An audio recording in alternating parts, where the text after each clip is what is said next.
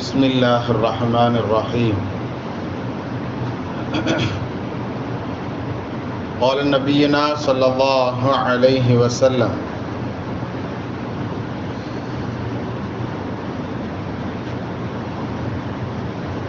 أن عثمان بن عفان رضي الله تعالى عنه دعا بوضوء فتوضأ فغسل كفيه 3 مرات ثم مضمض واستنشق أو كما قال عليه الصلاة والسلام وتسليم. வுது சம்பந்தமான விஷயங்கள் எப்படி நாம் வுது செய்வது அப்படின்னு நாம் பார்த்துக்கிட்டு வர்றோம். அந்த வரிசையில் எஞ்சி இருக்கக்கூடிய ஒரே ஒரு விஷயம், நம்ம கடைசியாக சொன்னது வாய் கழுகிறது, அது எப்படி கழுகணுங்கிறது எல்லாம் வரிசையாக பார்த்தோம். வாய் கழுகும் பொழுது மிஸ்வாக் செய்கிறது அல்லது விரல்களை வைத்து பல்லை சுத்தம் செய்வது அப்படிங்கிற செய்தி பார்த்தோம். அதுக்கு அடுத்து மூக்கு கழுகிறது சம்பந்தமான விஷயங்கள் ஹதீஸுகளில் நாம் பார்க்க முடியும்.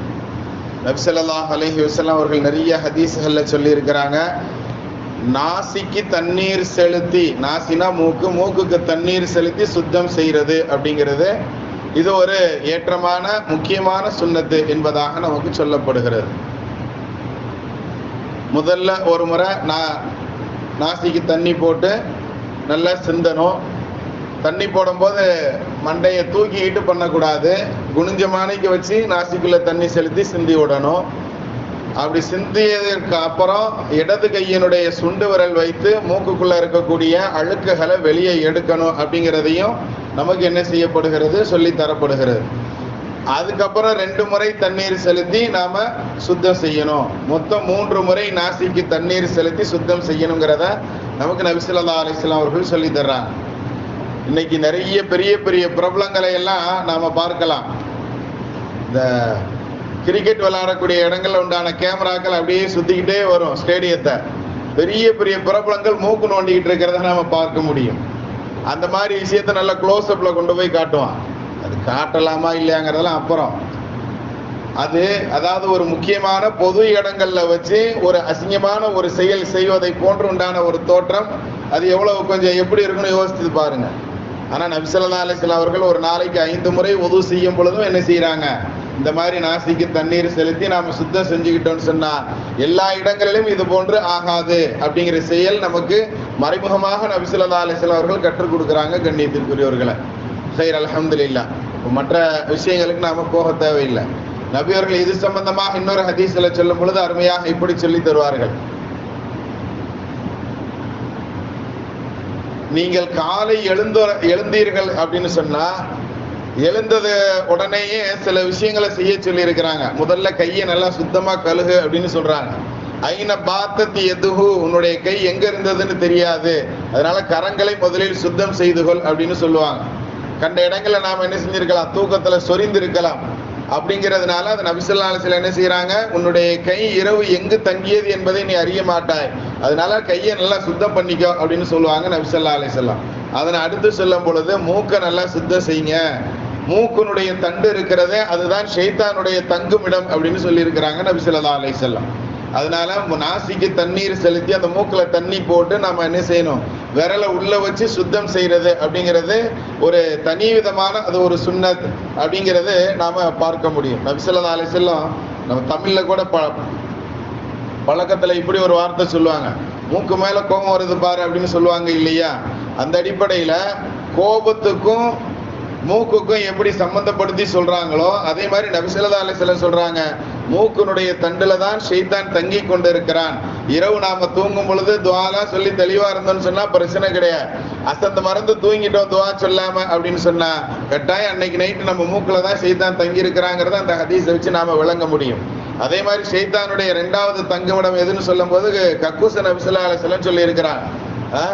அதாவது மலம் ஜலம் கழிக்கும் இடம் ஷைத்தான் தங்கும் இடம் அப்படின்னு சொல்லி இருக்கிறாங்க. அப்ப அந்த மாதிரி இடங்களுக்குள்ள போகும்போது துஆ சொல்லிட்டு போகணுங்கிற நமக்கு கத்து தந்திருக்கிறாங்க. அதே மாதிரி உண்டான இடத்த அந்த இடத்துக்கு ஈக்குவலாக நமது மூக்கை பத்தி நபி ஸல்லல்லாஹு அலைஹி வஸல்லம் சொல்றாங்கன்னா எவ்வளவு கவனமாக இருக்கணும் அப்படிங்கிறத யோசித்து பார்த்து கொள்ளணும். சரி, அல்ஹம்துலில்லாஹ். இப்போ வரிசையாக நாம வரலாம். ஃபர்ஸ்ட் நாம என்ன செய்யணும், நியத்து செய்யணும் அப்படிங்கிறத பார்த்துருக்கிறோம். ரெண்டாவது அந்த நியத்தோட சேர்த்து துஆ சொல்லிக் கொள்ளணும் அப்படிங்கிறத ஞாபகத்தில் வச்சுக்கோங்க. நியத்தும் துஆவும் ஒன்று. ஃபர்ஸ்ட் துஆவும் கடைசியில் வர்ற துஆவையும் சேர்த்துக்கிட்டீங்க அப்படின்னு சொன்னா உங்களுக்கு துஆ அப்படிங்கிறத முதல் விஷயத்துல வச்சுக்கிடணும். துஆவோட சேர்த்து நியத்து வைக்கணும். நான் உது செய்ய போறேன், நான் குளிக்க போறேன் அப்படிங்கிற இந்த நியத்துகளை வைத்துக் கொள்வது ஷாஃபி மதுஹப்ல ஃபர்து அப்படின்னு நாம சொல்லி இருக்கிறோம். ஹனஃபி மதுஹப்ல சுன்னத்து அப்படிங்கிறத விளங்கிக்கிடலாம். ரெண்டாவது விஷயம், ரெண்டு கைகளையும் மணிக்கட்டு வரைக்கும் நல்லா தேய்த்து கழுகுவது, விரல்கள் உள்பட எல்லா இடத்தையும் கோதி கழுகணும். நகங்கள் அழுக்கு இருந்தா எடுக்கணும். இன்னும் சொல்ல போனா நகத்தையும் நல்ல முறையில வெட்டி கொள்வது ரொம்ப ஏற்றமான விஷயம். நகம் வெட்டுறது சம்பந்தமா ஒரு நாளைக்கு நாம இன்ஷா அல்லாஹ் சொல்லலாம். எந்த விரல் முதல் ஆரம்பிக்கணும், எந்த விரல் கடைசியா முடிக்கணுங்கிற உள்பட எல்லாத்தையும் நாம பார்க்கலாம். அடுத்து மூன்றாவது விஷயம், வாய் கழுகிறது. வாய் கழுகும் பொழுது நாம என்ன செய்யணும், நல்லா கொப்பளிக்கணும். கர்கரா செஞ்சு நாம வாய் கழுகணும். அந்த கர்கரா செய்யும் பொழுதே நாம என்ன செய்யணும், மிஸ்வாக் செய்யறது அல்லது விரலை வச்சு பல் தேய்க்கிறதுங்கிறது ஞாபகம் வச்சுக்கோங்க. அடுத்து நாலாவது விஷயம், நாசிக்கு தண்ணீர் செலுத்துறது. நல்ல முறையில மூக்குக்கு 3 முறை தண்ணீர் செலுத்தி விரல்கள் வச்சு சுத்தம் செஞ்சு நாம மூக்கு சிந்துறது அப்படிங்கிறது நாலாவது விஷயம். அஞ்சாவது விஷயம், முகம் முழுவதும் நன்றாக கழுகுவது. முகம் முழுவதுங்கிறதுக்கு நாம போன தடவை நீளத்துல நெற்றியினுடைய முடி ஆரம்பிக்கும் இடத்துல இருந்து நாடி குழி வரைக்கும் ஒரு காதுனுடைய சோனை முதல் மறு காது வரைக்கும் அப்படிங்கிற அளவு நாம சொல்லி இருக்கிறோம். ஃபுல்லா ரவுண்ட் அப் பண்ணணும். இது ரொம்ப இம்பார்ட்டன்டான பரலான விஷயம் அப்படிங்கிறத ஞாபகத்துல வச்சுக்கிடணும். இது அஞ்சாவது. ஆறாவது, முட்டுக்கை வரைக்கும் 2 கைகளையும் என்ன செய்யறது, நல்ல முறையில முட்டுக்கை உள்பட கழுகிறது. முட்டுக்கை வரைக்கும்னா வரை அப்படிங்கிறது முட்டுக்கைனா இங்க வரைக்கும் அப்படின்னு நினைச்சுக்கிட கூடாது. முட்டுக்கை முடிய அப்படின்னு ஞாபகம் வச்சுக்கோங்க. முட்டுக்கை முடிய நாம என்ன செய்யணும், 2 கைகளையும் கழுகணும். ஃபர்ஸ்ட் வலது கை கழுகணும், ரெண்டாவது இடது கை கழுகணும், 3 முறை கழுகணும் அப்படிங்கிறது இது ஆறாவது விஷயம். ஏழாவது விஷயம் என்ன செய்யணும் அப்படின்னு சொன்னா, தலையில குறைந்தபட்சம் 4ல் 1 பகுதியாவது, தலையை 4 பங்காக வச்சோம் அப்படின்னு சொன்னா 1 பகுதியாவது நாம தலைக்கு முழுவதும் மசகு செய்யணும். அடுத்து 8வது என்ன செய்யணும் அப்படின்னு சொன்னா, 2 கால்களையும் கரண்டை கால் உள்பட நல்ல முறையில கழுகிறது. எப்படி கைகளுக்கு இப்படி நாம தேய்ச்சி கழுகுவோமோ அதே மாதிரி கால்களையும் என்ன செய்யணும், விரல்களை தேய்ச்சி கழுவணும். நிறைய பேர் பார்த்தோன்னா தண்ணியை திறந்துட்டு அப்படியே காலை மட்டும் காட்டிட்டு என்ன செஞ்சிடறோம், வந்துடுறோம். விரல்களுக்கு இடையில நனைஞ்சிருக்காங்கிறத பாக்குறது இல்ல. குறிப்பா சுண்டு விரலுக்கு கீழே கால்கள்ல என்ன செய்யாது, நனையாது. அந்த இடத்துல வரை இருக்கும். அதே மாதிரி கரண்ட காலுக்கு பின்னால் நம்ம அத்தகையாத்துல உட்கார்றதுனால காய்ச்சி போய் இருக்கும் அந்த இடங்கள். அது அவ்வளவு சீக்கிரம் நனையாது. அதை தேய்ச்சி விட்டு கழுகணும். இந்த மாதிரி விஷயங்களை நல்ல கவனத்துல எடுத்துக்கிடணும் கால்கள் கழுகிறதுல. இப்ப தலைக்கு மசகு செய்யறது அப்படிங்கிற விஷயத்துல நாம ஏற்கனவே சொல்லி இருக்கிறோம். ஒரே ஒரு தடவை மசகு செஞ்சாலும் தலை முழுவதும் மசகு செய்தல் அப்படிங்கிறது ரொம்ப ஏற்றமான முஸ்தஹப்பான சுன்னத்து. அந்த ஒரு தடவை செய்யும் போதே எதெல்லாம் சேர்த்து செய்யணும் அப்படிங்கிறத ஒரு தடவை டெமோ பார்த்துக்கிடலாமா? 2 கைகளையும் மணிக்கட்டு வரைக்கும் ஈரமாக்கிக்கிட்டு, ஈரத்தை ரொம்ப உதறாம லேசா உதறி விட்டுக்கிட்டு என்ன செய்யணும், இந்த 3 விரல்கள் தரையில படுற மாதிரி நாம என்ன செய்யணும், தலையில கை வைக்கணும். இந்த 2 விரல் தலையில படக்கூடாது. எந்த 2 விரல் படக்கூடாது? ஆள்காட்டி விரலும் கட்டை விரலும் தலையில படக்கூடாது. இந்த 3 விரல்கள் தலையில படுற மாதிரி என்ன செய்யணும், தலையில் நெற்றியினுடைய ஆரம்பத்துல இருந்து நாம என்ன செய்யணும், கை வைக்கணும். இப்படி லாஸ்ட் வரைக்கும் கொண்டு போயிட்டு, பெரடி வரைக்கும் கொண்டு போயிட்டு திரும்ப அப்படியே ரிவர்ஸ் ஒரு தடவை கொண்டு வரணும். புரியுதுங்களா? அடுத்து இந்த 2 பெருவிரல்களை காதனுடைய உள்பகுதியில என்ன செய்யணும், பெருவிரல் இல்லை, இதுக்கு பேர் என்ன, ஆள்காட்டி விரல். ஆள்காட்டி விரலை காதனுடைய உள்பகுதியில தடவணும். பெருவிரல்களை காதனுடைய பின்பகுதி தடவணும். பெரங்கைய பெரடியில தடவணும். இது ஒரே ஒரு தடவை செஞ்சால அந்த நம்ம முழு சுன்னத்தைகளையும் இதுல நாம அதுலயும் குறிப்பா பெரடிக்கு மசகு செய்யறது அப்படிங்கிறது முஸ்தஹப்பான விஷயம். நபி ஸல்லல்லாஹு அலைஹி வஸல்லம் விரும்பிய விஷயங்கள்ல நமக்கு அது சொல்லப்படும். அப்ப இதை நாம என்ன செய்யணும், ஒரே ஒரு முறை செய்தாலே போதுமானது அப்படிங்கிறத நமக்கு என்ன செய்வாங்க, ஹதீஸ்கள்ல சொல்லி தருவாங்க. அப்ப ஆரம்பத்துல தலையில 4ல் 1 பகுதின்னு சொன்னீங்களா ஜெர்து, அது என்னன்னா அது இம்பார்ட்டன்ட் ஃபர்லான விஷயம். எப்பொழுதுமே இமாம்கள் ஒரு செயல் ஹதீஸ்கள்லயோ அல்லது குர்ஆன் ஆயத்திலேயே சொல்லப்படுதுன்னா அதுல கம்மியான அளவு என்ன அப்படிங்கிறத எடுப்பாங்க. அதை ஃபர்லாக நமக்கு சொல்லி தருவாங்க. இப்ப தலைக்கு மசகு செய்யணும் அப்படின்னு என்ன செய்யப்பட்டிருக்கு, குர்ஆன்ல சொல்லப்பட்டிருக்கிறனால குறைந்தபட்சம் தலையினுடைய மிகுதமான பகுதி என்ன அப்படின்னா 4ல் ஒரு பகுதியாவது தலையில நாம என்ன செய்யணும், குறைந்தபட்சம் மசகு செய்யணும். இப்ப கையில தானே தடவணும், மசகுன்னு சொன்னா தடவுறதுன்னு அர்த்தம். தடவுதல் அப்படிங்கிறது முன்னெற்றியில இருந்து இப்படி ஒரு சின்ன இப்படி ஒரு ஸ்டெப் எடுத்தாலே போதுமானது அப்படிங்கிறதுனால குறைந்தபட்ச அளவாக தலையில 4ல் ஒரு பங்கு அப்படின்னு நமக்கு என்ன செய்யறாங்க, இமாம்கள் சட்டம் சொல்லி தர்றாங்க. கண்ணியத்திற்குரியவர்களை, அது ஃபர்லான அளவு.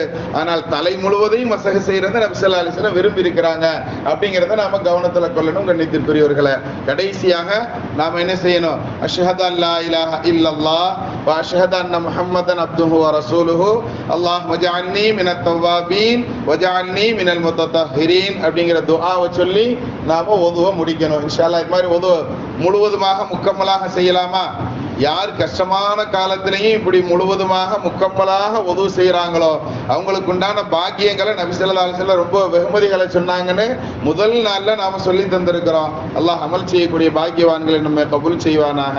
வஹப்பி சய்யிதினா வ ஆலி சய்யிதினா முஹம்மதின் ஸல்லல்லாஹு அலைஹி வஸல்லம். முக்கியமான இன்னொரு விஷயம், ஷாஃபி இமாம்கிட்ட ஃபர்லான விஷயங்கள் மொத்தம் 6. சரிங்களா? முகம் முழுவதும் கழுகிறது, அதுக்கடுத்து 2 கை முட்டுக்கை வரைக்கும் கழுகிறது, 3வது மசகு செய்யறது, 4வது கரண்டை கால் வரைக்கும் கால் கழுகிறது. இது கழுகிற விஷயங்கள்ல ஓகே. ஃபர்ஸ்ட் நியத்து வைக்கிறதும் அவங்கள்ட்ட பரதான விஷயம். அதே மாதிரி தொடர்ச்சியாக செய்யணும் அப்படிங்கிறதும் பரதான விஷயம் அவங்கள்ட்ட. கையை கழுவிட்டு பக்கத்தில் உள்ள ஆள்கிட்ட ரொம்ப நேரம் பேசிட்டு இருந்துட்டு அதுக்கப்புறம் அடுத்த உறுப்புகளை கழுகிறது அப்படின்னு இப்படி கேப் போடுறது அப்படிங்கிறது அவங்கள்ட்ட கூடாது. தொடர்ச்சியாக செய்யணும் அப்படிங்கிறத நமக்கு என்ன செய்வாங்க, பரதாக சொல்லுவாங்க. தொடர்ச்சியாக செய்யறது, எல்லா உறுப்புகளையும் 3 முறை கழுகிறது அப்படிங்கிற இந்த மாதிரி விஷயங்கள் எல்லாம் சுன்னத்தான விஷயம் ஹனஃபி இமாம் சொல்லுவாங்க. எல்லாம் குர்ஆன் ஹதீஸ் தான். அதை கவனமாக நாம ஞாபகத்துல வச்சுக்கிடணும். அல்லாஹ் அமல் செய்யக்கூடிய பாக்கியத்தை தருவானாக. ஸல்லல்லாஹு அலா முஹம்மது.